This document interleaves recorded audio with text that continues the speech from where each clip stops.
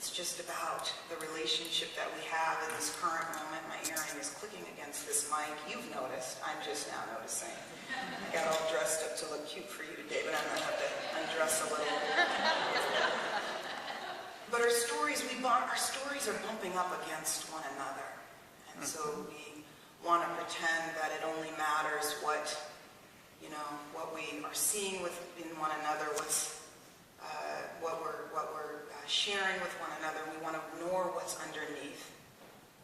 I looked up reconciliation. I mean, I know what the word means, but I wanted to see how is it actually defined. And so I went where a lot of people go with the internet, and I took Wikipedia's definition, and I found it interesting because they actually broke it down in a couple ways. They looked at it, there were about 4 or 5 different ways, but they took 2 areas that I want to share with you. One is around relationships. They defined reconciliation around relationships, and then they defined reconciliation around religion. And so they said that reconciliation, in brackets they put ethnic relations, is restoring mutual respect between individuals from different cultural backgrounds. Restoring mutual respect between individuals from different backgrounds. The religion, the theology definition says, returning to faith or harmony after conflict.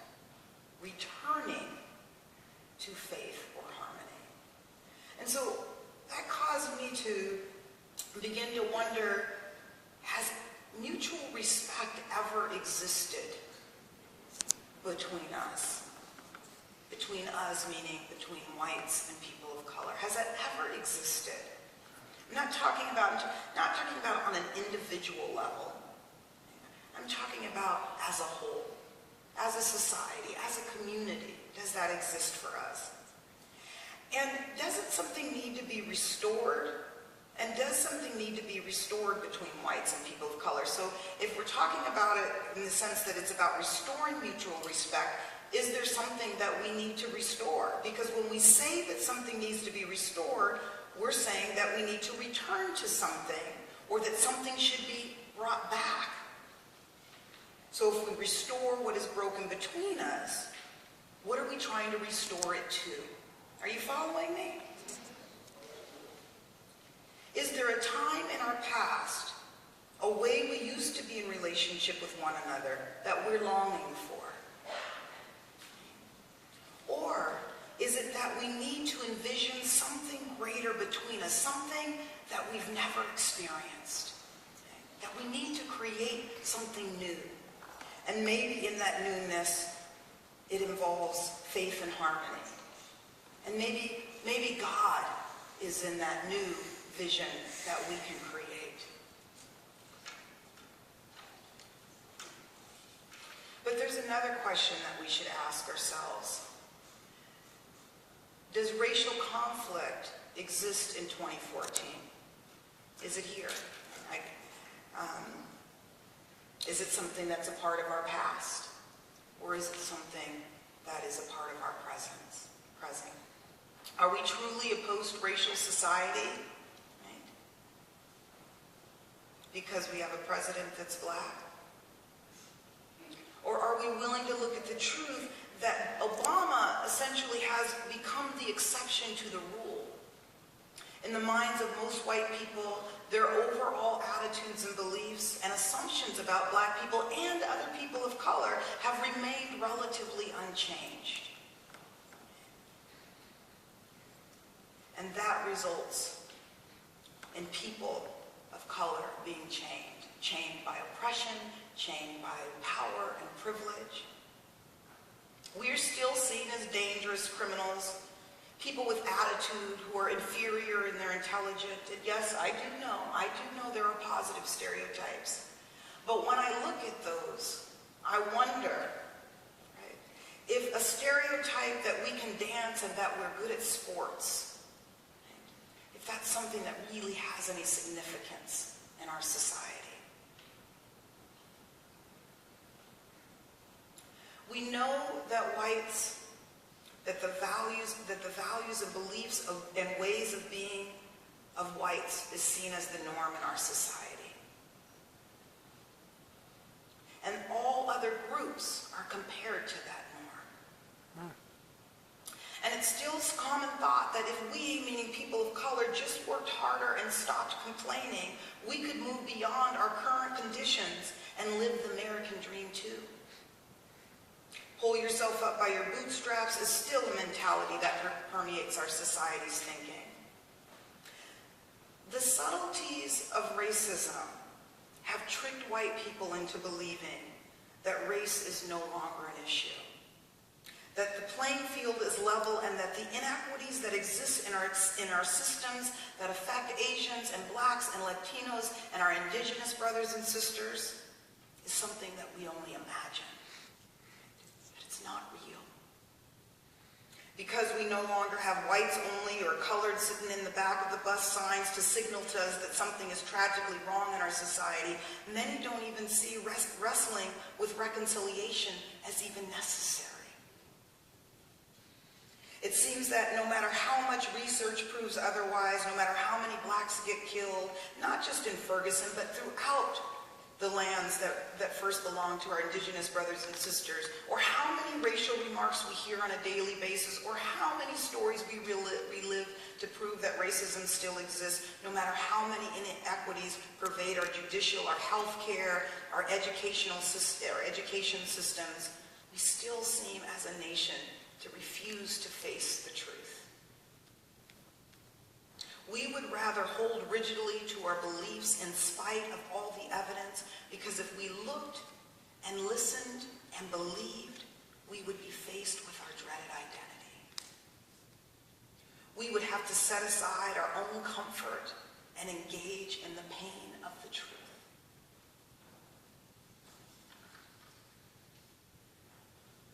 Wrestling with racial reconciliation is not just the role of white people. And racism is not maintained solely by white people. People of color have also participated in maintaining isms. Far too many people of color I meet have assimilated into dominant culture. They're in their norms and their values, their ways of being, settling for second-class citizenship, or believing that if they rid themselves of enough cultural markers, things will get better. At least hoping that things will get better, at least maybe for them. It's not uncommon to hear a person of color saying race doesn't matter, or that they succeeded and so can others like them. Because you made it does not mean that racism doesn't exist. And what about those of us who are not assimilating? Those of us who see ourselves as advocates for social justice? How are we contributing to the problems that currently exist? With statements like, it's not our job to educate white folks. When white people do try to engage us, how are we showing up in conversation? Is it with predatory listening? Is it a posture of predatory listening? And when they ask questions or make mistakes, we frequently honk our horns in a way that says to white people, you idiot, rather than gently tooting our horns to signal that something is wrong. I've never understood this logic, that somehow white people are supposed to figure it out on their own. How does this lead to reconciliation? And I'll be honest with you, I used to approach this work in that way. But I have learned over the years that attacking people because they make mistakes or they say something that is insensitive has never changed someone's thinking. Right? Never had someone say to me, Dr. Hollins, I really appreciate the way that you attacked me. I learned so much. If we want to reconcile, we're going to have to try a different approach. All of us. People of color are going to have to let go of our us against them mentality and our righteousness and engage in conversation not only about what is, but about how we are showing up in the conversations in ways that often harm rather than move us closer together. Can I talk about these things with you? Yes. Because I'm going out in workshops probably 3-4 times a week. And I'm meeting people, good, kind, loving, moral Christians, who are struggling, who are not willing to struggle and wrestle, who believe that everything is okay, right? Who find these conversations, even just saying white people, even just naming the issues, causes them to want to leave. Desmond Tutu says, no future without forgiveness. No forgiveness without truth.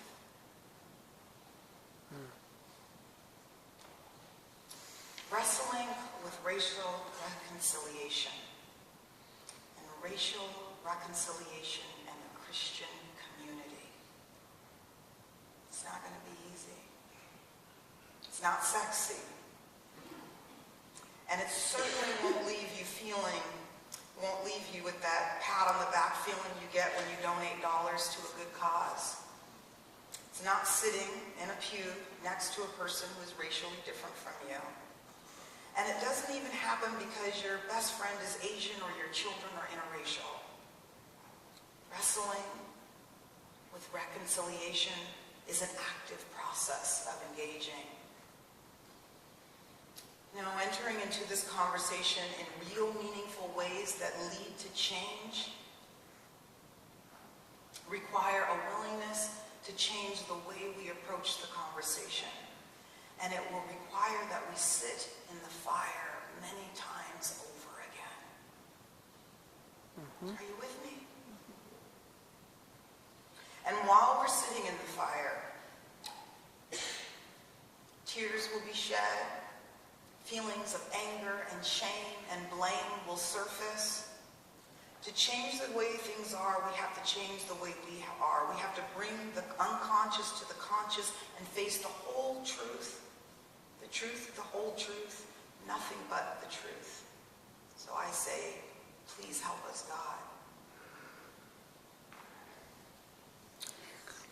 Cynthia Ocelli says, for a seed to achieve its greatest expression, it must come completely undone. The shell cracks, its insides come out, and everything changes. To someone who doesn't understand growth, it would look like complete destruction. It's important for us to know, beyond kind of the fancy or pretty words that we put on flyers, the challenges that we're really calling ourselves to face in this work. I've been to too many organizations, and I've come across too many people, that if it's not feeling safe or comfortable, right? If it's messy, if emotion comes up, then we don't want to be a part of it. It's not what I thought that this was about. It doesn't feel like a potluck feels, right? It's not a celebration. In some ways, it might even be seen as a death, right? And in that, a rebirth.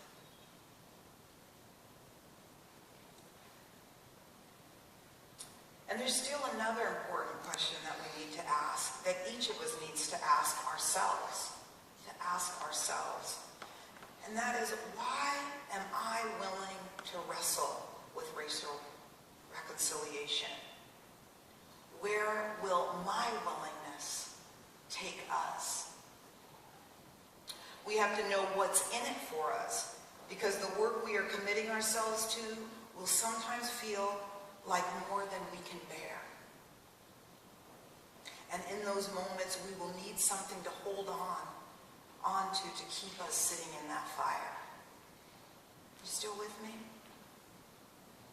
So what does it look like? What is the work? What do we need to do? How do we reconcile? Knowing that racism exists, understanding what's in it for us, having a vision for what it is that we're trying to create, and being willing to wrestle with reconciliation requires that we all know our own story. What were you taught growing up? What messages did you receive about differences? I am of the millennial generation, and I came from colorblind ideology, the melting pot. So to enter into conversation at graduate school where we said it's okay to talk about what's inside of us. When I would learn that to own those things meant that I was that bad person. We need to know our stories. Speak those stories. Share those stories. Be truthful and honest about those stories. In those stories, I think we'll find what we're running from. You have to see this work as a way of being. It's not about a workshop or a keynote that you attended. It's not a box that you check. It's about everyday ways of living our lives in ways that where we learn to honor the humanity and dignity of other. It's not enough to live in a neighborhood that's diverse if you don't know the diverse people you live in community with. And when you see something unjust being said or done, it's your role. It is your role to speak up. It doesn't have to be profound. It doesn't have to rock someone's world. It just needs to communicate that you're not okay with what you just heard or what you just saw happening. You'll make mistakes. Whenever I get up and present, do a workshop, I tell the participants, I guarantee you by the end of the day, I will have offended at least some of you. Because there is no way that you can engage in conversations about racism and not offend. But when you do offend, what will you do with that? Will you keep an open posture, or will you hide behind intent? I believe that most people are good, kind, loving, caring people. But the moment that I go to tell a good, kind, loving, caring person how they have offended me, it is not uncommon to hear words like, "That's not what I meant. It was just a joke." Why does everything have to be about race for you? And the moment that you do that, I hear from you that you really don't want to have these conversations. That it becomes about me and the way that I see things, rather than about you receiving a gift from me to learn how to interact differently, to better understand the words of your impact, the impact of your words and your behaviors and your actions. See, if you throw a ball at me, we're playing catch, and you accidentally hit me, right? And I'm on the ground, and my eye is hurting, and you start saying, "I didn't mean to, I'm so sorry, I just heard it." And you don't ask me, "Are you okay? How did I hurt you? Have I hurt you in other ways before?" The conversation becomes about you, and you saving your identity and how you want to be seen in the world. Are you with me? Because I should get an amen with this one. Amen. Yes.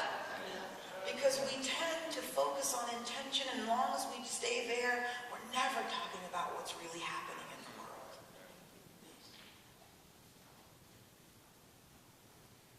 Know the story of the other. It's not just about your story. There's a reason that people show up in the way that they do. With all of the emotion and the anger and the hurt and the pain and the fear and the shame and the guilt, there's a story behind that. And when I begin to see your story, you start to make sense to me. And the assumptions that I held about you before you even spoke start to change. We have to listen to one another for understanding. And we've got to do that with genuine curiosity, right? We've got to ask questions. I ask questions all the time. I have a 12 and a 14-year-old son, and I constantly find myself asking questions, and I have to catch myself because a lot of times it's not with genuine curiosity. Yeah. Well, now do you know why I told you not to run in the house? It's a question. But there's no curiosity. And it's not really genuine. I really want to convey a message to them. But could we just begin to wonder about one another's experiences and how racism has not just impacted people of color, but has impacted our white brothers and sisters as well. I love this quote. I don't know who said it. A dear friend of mine, Anita Morales, was the first person I heard it from. And it says, when the going gets tough, turn to wonder. Wonder what's going on with you. Wonder what's going on with me. These conversations are not just about those, them, they out there. I used to work for Seattle Public Schools, and we love to blame the district for everything. Mm-hmm. Some of you work in organizations, we blame the executive directors or the boards or what have you. This work is really about looking at ourselves. I very much believe that individuals make up systems. And those very same individuals are the ones that are going to dismantle institutional racism. So we're not looking at how we show up in this work. There's no way we're going to address the system. Know the fears that hold you back from having conversations about race. This is a tough one. This is where we face our truths. When I was growing up, one of the common messages that I heard from African American women, not necessarily in this way, but the underlying theme was, you're not black enough. And I worked really hard, not conscious of what I was doing, not aware of my behaviors or why I was doing it, but I worked really hard to prove that I was black enough. I overcompensated, I overconnected, right? And in that, because I was approaching it as if, as a light-skinned woman who has privilege because of my light-skinned identity, I approached it as if our experiences were the same. Now, one of the things that happens when you do that is that you're not really listening. You're not really understanding what another person experiences and how that there may be similarities, but there are also some differences that we have to focus on. And so when you're majoring in psychology, at least at the program that I went to, there's always a requirement that you do at least a year of therapy, and so I wouldn't be in front of you if I didn't have to do that year of therapy. I found it very necessary and helpful. But I uncovered this and began to deeply explore it. And I thought that, you know what, this is something that is no longer a part of my experience. I have worked on that and I have changed. Fast forward, 15 years later, I find myself facilitating conversations on race, and whenever an African American woman would say something that I disagreed with, I would not challenge her. Why? Not because I didn't agree with it. I didn't agree with it. But because it was more about me and my need to be liked and my need to be accepted. Are you with me on this? Because I'm being vulnerable here. So that it's not really about, in those moments, about addressing social justice as I am, what's that word, like propounding, or like I'm like, what's that, I'm trying to say a word, like I'm trying to show the room. I'm not really doing this. It's more about me. And I see people showing up in relationships all the time where they're really protecting themselves out of a fear. A fear that they'll be called a racist, a fear that they won't be liked, a fear that they will make a mistake, a fear that harm will be done. And the truth of the matter is that those fears are actually keeping us from undoing and dismantling racism. Not stepping out and taking risks because it's more about preserving ourselves and how we want to be seen and known by others. Don't try to always fix things when things get uncomfortable. I was doing a workshop last week, and a multiracial woman was telling a story, and she began weeping, and an African-American woman went over to her and started patting her on the shoulder. And I asked her, "Sister, what is that about?" And I just wanted to know I'm there. I'm like, what is that about?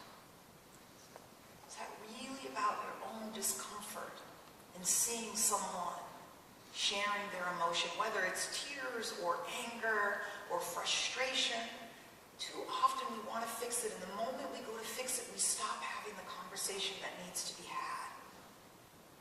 Let the feelings that come up as a result of what is existing in our society surface. Let's sit in that fire. Are you sure you want to do racial reconciliation? Learn to accept or learn to become comfortable with the discomfort that having these conversations bring.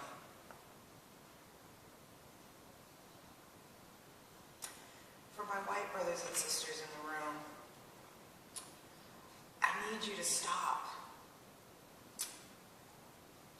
thinking that colorblind ideology is what is going to make us a better society, that that's the answer. I know that the intention is to say that you don't judge. I know that the intention is to communicate that I care about you and that I won't treat you badly. But when you say things like, I don't think of you as Mexican, or I don't think of you as Asian, or I don't think of you as black, what I hear is something's wrong with being Mexican, or Asian, or Native. When you say, I don't see color, I hear you saying, we are the same, that our experiences are the same. When I hear you say, I treat people how I want to be treated, I hear you saying that respect is universal. The idea that we all want to be respected is universal. But what respect means to me may be different than what respect means to you. At the Seattle School of Theology and Psychology, where I teach, my colleagues are all white, the professors there with the exception of me, and they prefer to be called by their first name. And that's fine, and that's what works for them. But I don't want my students to call me Caprice. We are not friends. We do not have that relationship with you, and culturally, that is inappropriate for me. And so if you want to respect me, it's not about a sense of superiority. It's not about me feeling that I am better than you. It's about respecting me. It means that you call me Dr. Hollins. I don't want your children to call me Caprice. We're not friends. I want them to call me Miss Hollins or Dr. Hollins. Are you with me on this? Because we've all been fed the bottle of treat one another the way that you want to be treated. And what ends up happening is that we end up treating people how white people want to be treated. Can I say that? I'm not prejudiced. My children are multiracial. Or I'm not prejudiced. My wife is fill in the blank. I hear you saying that one relationship or those two relationships are proof of your truth that you don't judge. And that in that moment becomes a red flag for me that you have not done the necessary work to own your stereotypes and biases. Are you still with me? Am I putting you to sleep? Okay. Give me a couple more minutes. I need for my white brothers and sisters to understand that when people of color don't give you grace for the mistakes that you've made, that there is pain in the emotion that comes with their response. And to not use the interaction that didn't turn out the way that you wanted it to as a reason to stop engaging.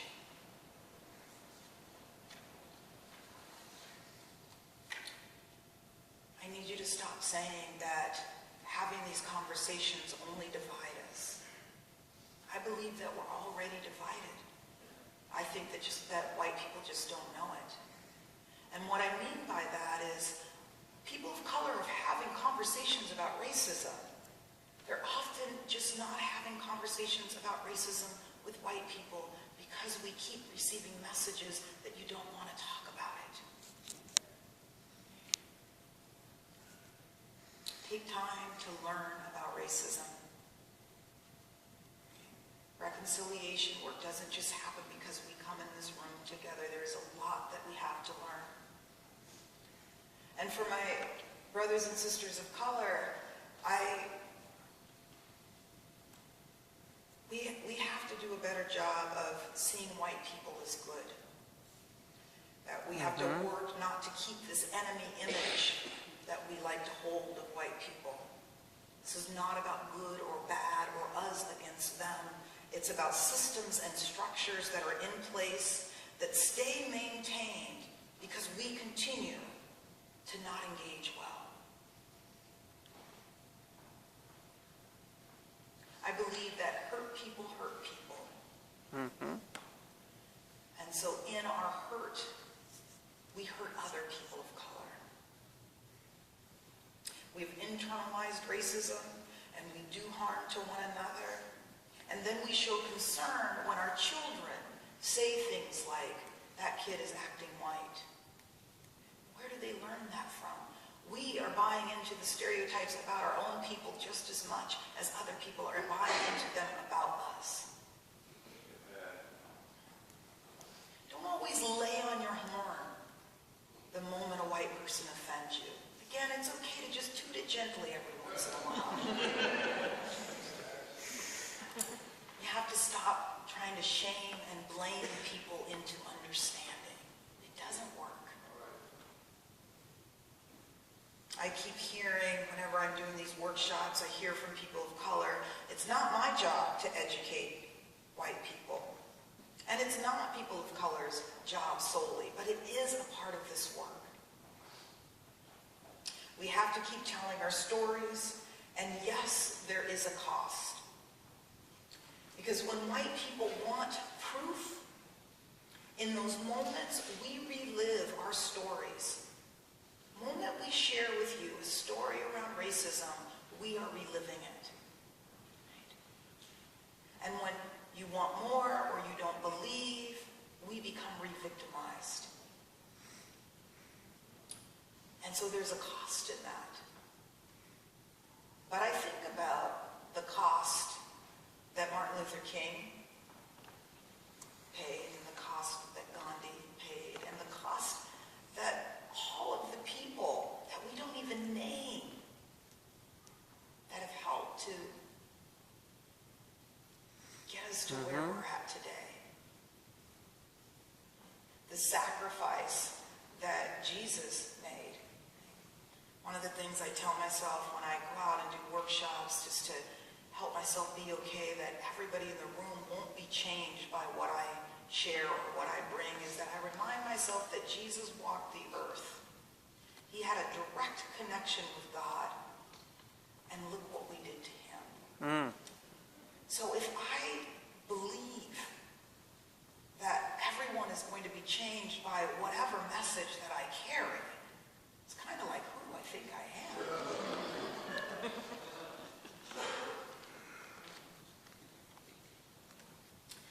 I'm going to close with a story because it's time for us to have some discussion. Last summer was in the mall with my husband. My husband is about 6'5", a little bit over 6'5", very dark skin. And he's in sales. He told me he's taken one diversity workshop in his whole life. You know, the opposites there. And yet he will see racism where I won't see it. He'll name it where I don't. And sometimes we're like, what? You know, you think the neighbors are racist because they didn't look at you? You know. Well, one day we're in the mall and there's a white woman and she's walking towards us, and there's this moment, she's carrying the inside of a cash register in her arm. And there's a moment where we all three make eye contact at the exact same time. And in that exact moment, she puts the register under both arms. Now we're in Macy's. My husband, he leans down to me and he says, "Did you see that?" I have this little bubble, right, this little thought. I think, oh, come on, Gary, maybe her arm got tired. Do you really think that she thinks that you're going to rob her, we're in the mall. I didn't say that. We've been married for 16 years because I know what to say and what not to say. I say, I saw that. And some people will say, well, but what if she really was tired? Or what if that was a coincidence? And one of the things that I want you to know is that that's not the point. I am validating in that moment that that experience is true for him. And it's not about whether or not it was true in that moment.